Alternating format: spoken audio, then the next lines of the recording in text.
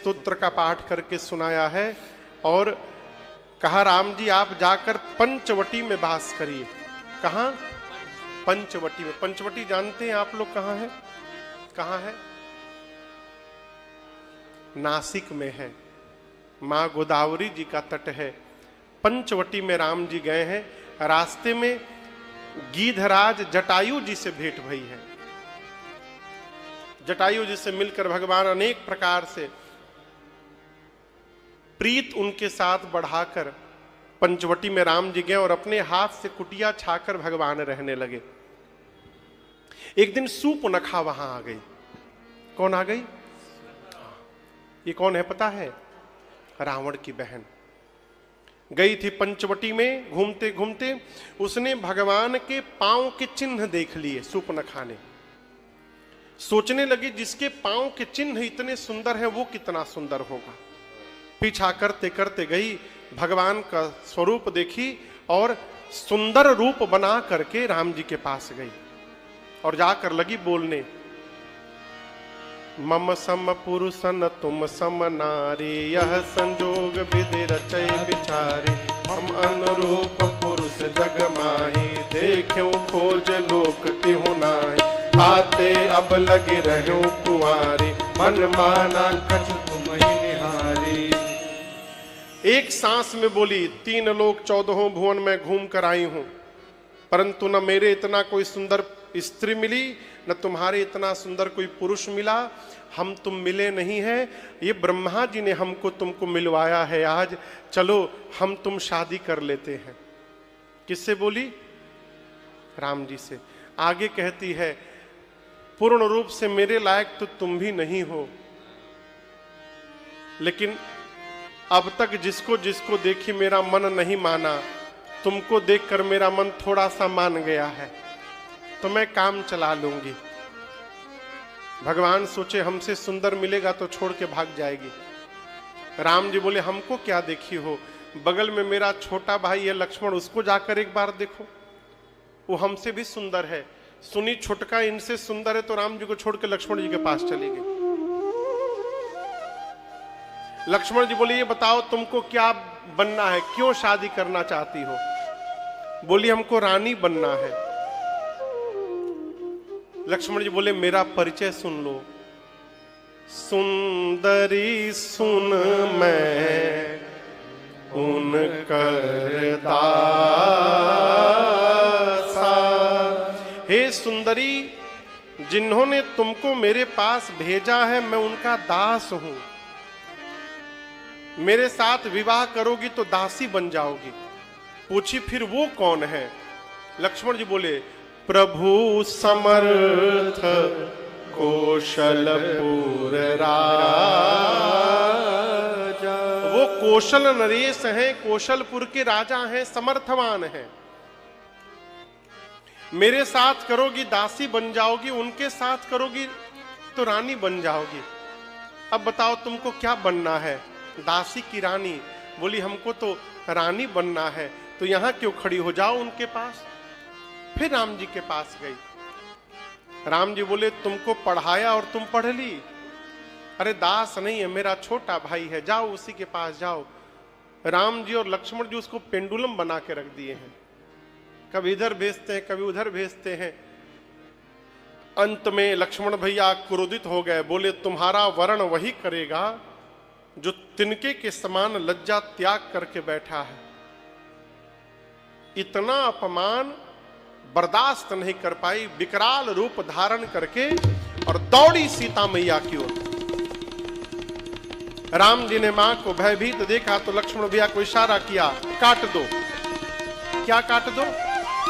केवल नाक नहीं कटवाया।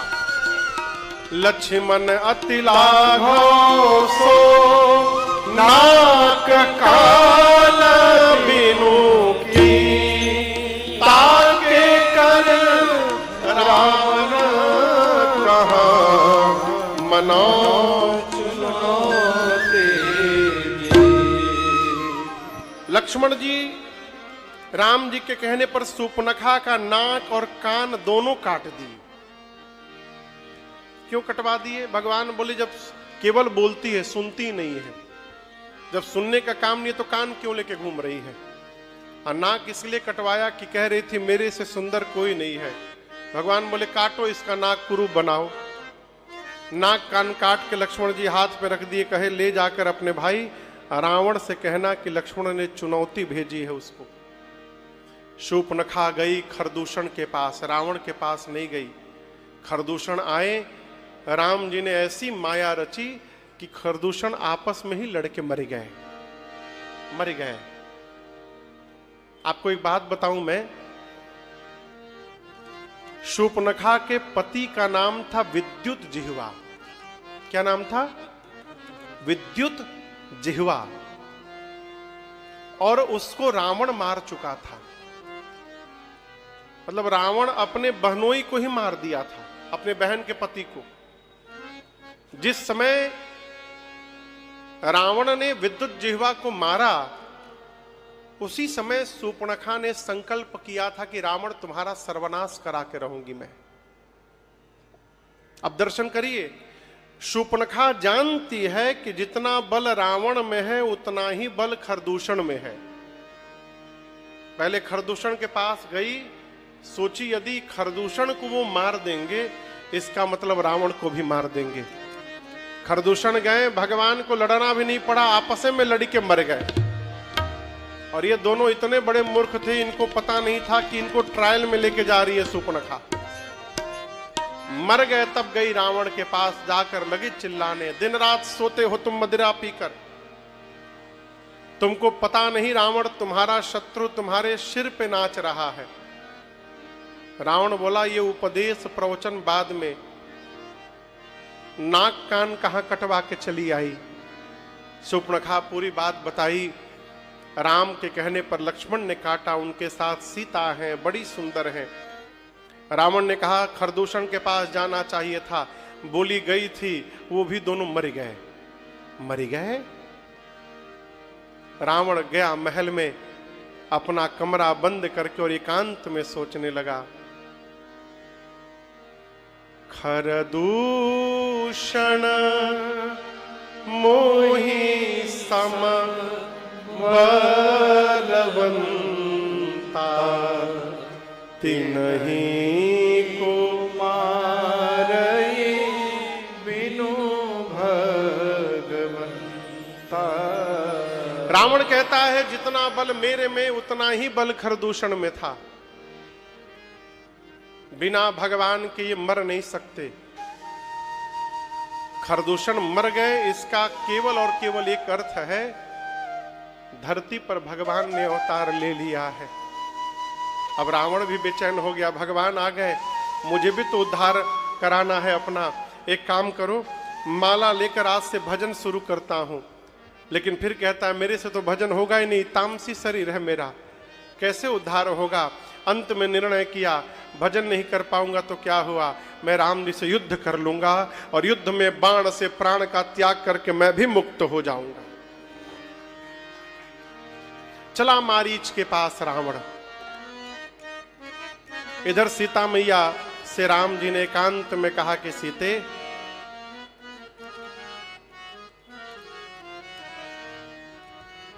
मैं कुछ लीला करना चाहता हूं। मां ने पूछा कैसी लीला?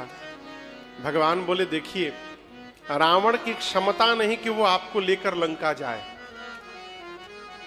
अब उसमें कहूं रावण मां को ले नहीं जा सकता, किसी कीमत पर नहीं ले जा सकता था। क्यों? जिस धनुष को मां बाएं हाथ से उठा ली थी सीता मैया, कौन से धनुष को?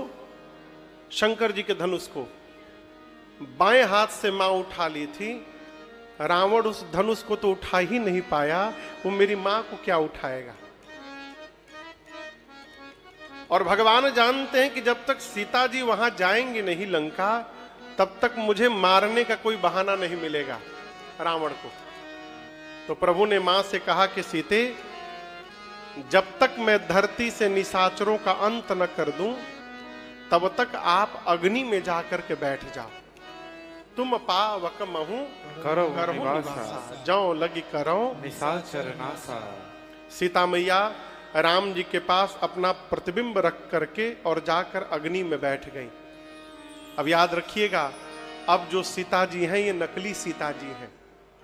असली मैया कहाँ है? अग्नि में। जो कहा जाता है कि राम जी ने मां की अग्नि परीक्षा ली, कोई परीक्षा नहीं थी। अग्नि में जो मां थी उनको बाहर निकालना था, इसलिए भगवान ने वो रचना बनाई थी, झूठी रचना। लक्ष्मण जी भी मर्म नहीं जानते कि अब नकली सीता मैया है। रावण गया मारीच के पास। मारीच याद है आप लोगों को? कहां सुना था मारीच का नाम? विश्वामित्र जी के यज्ञ की रक्षा में भगवान ने बिना फर का बाण मारा था। मारीच 100 योजन दूर जाकर समुद्र के किनारे गिरा था। भगवान मां को अग्नि में वास कराए, इधर रावण गया मारीच के पास और जाकर प्रणाम करता है। मारीच पूछा क्या काम है दशानन? रावण बोला चलो सोने का हिरण बनो, सीता का हरण करना है, राम की पत्नी है। मारीच बोला दिमाग ठीक है तुम्हारा? राम जीव नहीं है, भगवान है। बिना फर का बाण मुझे मारा था, मैं इतना दूर आकर गिरा हूं। मैं कहता हूं राम की शरण में चलो। मारीच बोला मैं तुमसे प्रवचन सुनने यहां नहीं आया हूं, उपदेश सुनने। चलते हो कि नहीं चलते हो? हां ना में उत्तर दो। मारीच बोला यदि मैं जाऊंगा तो राम मुझे मार देंगे। रावण बोला ना बोलकर देखो, मैं अभी मार दूंगा। जाओगे तो राम मारेंगे ना, तुम ना बोलो मैं अभी मार दूंगा। मारीच देखा ये तो मरना तय हो गया है, जाऊंगा तो राम जी मारेंगे, नहीं जाऊंगा तो रावण मारेगा। यदि मरना ही है तो इस पापी के हाथों क्यों मरा जाए, चलकर भगवान के हाथों मरा जाए, कम से कम उद्धार तो हो जाएगा। ऐसा विचार करके मारीच चले हैं। सोने का मृग बन करके गए जहां सीता मैया राम जी बैठे थे पंचवटी में, उसके आगे घूमने लगे। एक बहुत दूसरा पद है हम लोगों के पास।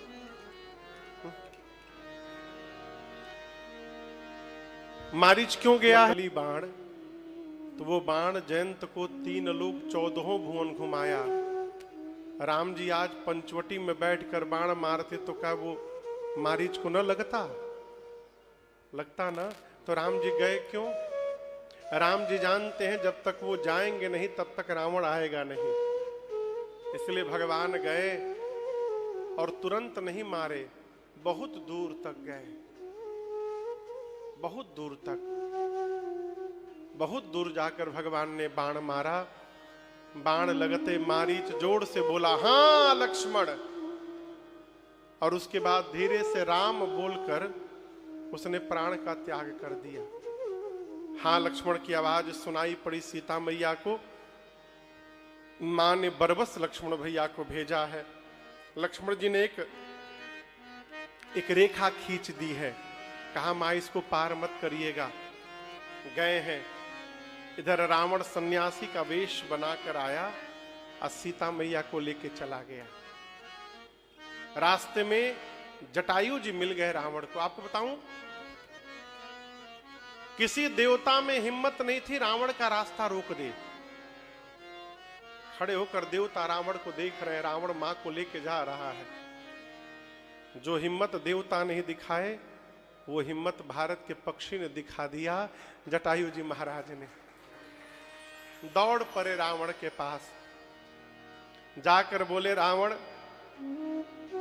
यदि अपना भला चाहता है तो जानकी को छोड़ दे, नहीं तो जिस प्रकार अग्नि में कीड़े मकोड़े जलकर भस्म हो जाते हैं, राम की क्रोध रूपी अग्नि में तेरा पूरा परिवार भस्म हो जाएगा। रावण नहीं माना तो जटायु जी ने चोंच से मारना शुरू किया। चोंच होता है ना, गोस्वामी जी कहते हैं इतना मारा है, इतना मारा है चोंच से, एक दंड 24 मिनट के लिए रावण बेहोश हो गया, मूर्छित हो गया। उसके बाद जैसे उसकी मूर्छा गई है, निकाला चंद्रहास खड्ग और जटायु जी के दोनों पंखों को उसने काट दिया है। जटायु जी धरती पर गिर पड़े। ले जाकर सीता मैया को उसने अशोक वाटिका में रखा है।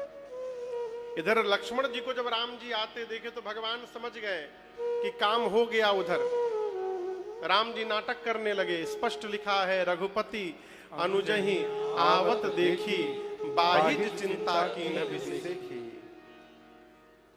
भगवान बोले, लक्ष्मण तुम आ गए, मेरा मन कहता है आश्रम में सीता नहीं है। और मां से विहीन आश्रम देखकर भगवान बहुत रोए हैं, बहुत रोए हैं। लताओं से, झाड़ों से, पत्तों से, पुष्पों से, हिरणों से, हिरनियों से राम जी सीता जी का पता पूछते हैं। और पूछते पूछते भगवान जटायु जी के पास पहुंचे हैं। किसके पास पहुंचे हैं? जटायु जी के पास। जटायु जी के पास भगवान पहुंचे, देखे दोनों पंख कटे हैं। राम जी उठा करके गोद में रख लिए हैं और हाथ अपना उनके सिर पर रखे। कर सरोज सिर पर सिरो, कृपा सिंधु रघुवीर, निरखि राम छवि धाम मुख, विगत भई सब पीर। जैसे भगवान ने उनके सिर पर हाथ रखा और जटायु जी ने राम जी का मुख देखा, उनकी सारी पीड़ा समाप्त हो गई। भगवान पूछे, ये दशा किसने की आपकी? जटायु जी बोले, प्रभु दशानन ने किया है और उसी दुष्ट ने सीता का हरण भी किया है। दक्षिण दिशा में लेकर गया है राम। आपको बताने के लिए मैंने प्राण बचा के रखा था अपना, अब मुझे विदा करिए आप। राम जी बोले, तात मेरे पास मेरे पिताजी नहीं है, आपके पास कोई बेटा नहीं है। कुछ दिन यदि आप जीवित रह जाते तो आपको बेटे का सुख मिल जाता, मुझे मेरे पिता का सुख मिल जाता। कुछ दिन जीवित रह जाइए।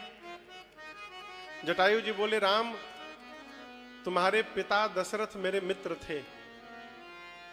अब मुझे पता है कि मेरा मित्र अपने पुत्र के वियोग में मर गया। यदि दशरथ राम के लिए मर सकता है तो जटायु सीता के लिए भी मर सकता है। मैं अपने बहू के वियोग में प्राण छोड़ूंगा। राम जी के नेत्र सजल हो गए। बाबा कहते हैं, राम जी जल भरि नयना, कहहि रघुराई, जल भरि नयना, कहहि रघुराई, तात करम निज ते गति पाए, तात करम ते गति पाए, परहित बस दिन के मन माही, परहित बस दिन के मन माही, तिन कहूँ जग दुर्लभ कछु नाहि, तिन कहूँ जग दुर्लभ कछु नाहि, तन तजि तात जाहु मम धामा, तन तजि तात जाहु मम धामा, देहु काह तुम पूरन कामा, देहु काह तुम पूरन कामा, गिध देह तरि धरि हरि रूपा, गिध देह तरि धरि हरि रूपा, भूषण पट पीत अनुपा भूषण बहु पट पीत अनुपा भूषण बहु पट पीत अनुपा। भगवान के नेत्र सजल हो गए। राम जी ने कहा, तात शरीर त्याग करके आप मेरे धाम जाइए। यहां एक सूत्र याद रखिएगा। राम जी कहते हैं कि जिस मनुष्य के मन में परहित का भाव आ जाए, उस मनुष्य के लिए संसार में कुछ भी दुर्लभ नहीं है, वो कुछ भी प्राप्त कर सकता है। बोले, आज आपको जो मिल रहा है मैं दे नहीं रहा हूं, आपका जीवन ऐसा है कि आप इसकी योग्यता रखते हैं। आप मेरे धाम जाइए, रास्ते में मेरे पूज्य पिताजी मिलेंगे आपको देवलोक में। पिताजी मिल जाए ना, आपके मित्र हैं, तो सीता के हरण की बात कहिएगा मत, उनको दुख होगा। मैं वचन देता हूं, जिस रावण ने सीता का हरण किया है वो अपने पूरे परिवार के साथ वहां जाने वाला है, और वो जाकर अपने मुख से बताएगा मेरे पिताजी को, आप मत बताइएगा। गीध जी, जटायु जी ने भगवान की स्तुति की, स्तुति करके अविरल भक्ति मांगा। और आप दर्शन करिए, जटायु जी जब गए ना तो पक्षी के रूप में नहीं गए, गिद्ध के रूप में नहीं गए, किस रूप में गए? वो स्वामी जी लिखते हैं, गीधा देह तजी धरी हरि रूपा। जटायु जी पक्षी का शरीर छोड़कर भगवान के स्वरूप में आ गए, चतुर्भुज रूप में। भूषण बहु पट पीत अनुपा श्याम गात विशाल भुज चारी। चार भुजाएं, श्याम वर्ण का शरीर, पीतांबर शरीर पर लगा हुआ है। भगवान के रूप में आकर जटायु जी स्तुति किए और अविरल भक्ति मांगकर जटायु जी को भगवान ने विदा किया, अपने धाम विदा किया। देखिए, ज्येष्ठ पुत्र पिता को अग्नि देता है। कौन देता है? परंतु जो सौभाग्य राम जी ने दशरथ जी को नहीं दिया, वो सौभाग्य राम जी ने जटायु जी को दिया है। जटायु जी का अंतिम संस्कार, अंतिम क्रिया राम जी ने अपने हाथों से पूर्ण की है। गति देकर भगवान आगे बढ़े। मार्ग में विराध नामक एक दैत्य मिला, प्रभु ने उसका उद्धार किया। और अब राम जी शबरी मैया के आश्रम में आए। किसके यहां? शबरी मैया के विषय में जानती हैं आप लोग? किस जाति से थी? किस जाति से थी? भीलनी। विवाह निश्चित हुआ शबरी मैया का। विवाह के एक दिन पहले खिड़की से देखा मां ने, द्वार पर बहुत सारे पशु लाकर बांधे गए थे। किसी से पूछा, शबरी ने, कितने पशु क्यों लाए गए हैं? उसने कहा कि कल इन पशुओं को मार करके बारातियों के लिए भोजन बनेगा। शबरी मैया सोची कि जिस विवाह में इतने पशु मार दिए जाएंगे, उस विवाह से मेरा मंगल नहीं हो सकता।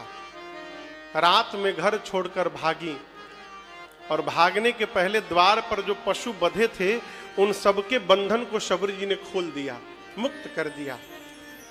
जब मां ने पशुओं के बंधन को खोला तो सारे पशु रोने लगे और शबरी मैया से कहने लगे, शबरी, आज आपने हमको बंधन से मुक्त कर दिया, हम आपको वचन देते हैं एक दिन भगवान आपको बंधन से मुक्त करने आएंगे, आपका उद्धार करेंगे।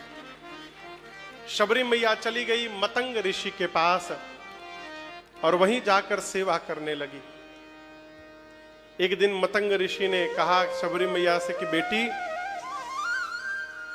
मेरे भाग्य में राम का दर्शन नहीं लिखा है, परंतु तुम्हारा भाग्य मैं देख रहा हूं। तुम्हें दर्शन देने के लिए राम चलकर एक दिन आएंगे, इसलिए यही कुटिया में उनकी प्रतीक्षा करना। और उस दिन से शबरी मैया प्रतीक्षा करने लगी। कितने दिन प्रतीक्षा की पता है आपको? 10,000 साल। कितने दिन? 10,000 साल। गुरु जी जब बोले थे उस समय युवान थी, राम जी जब गए हो उस समय बूढ़ी हो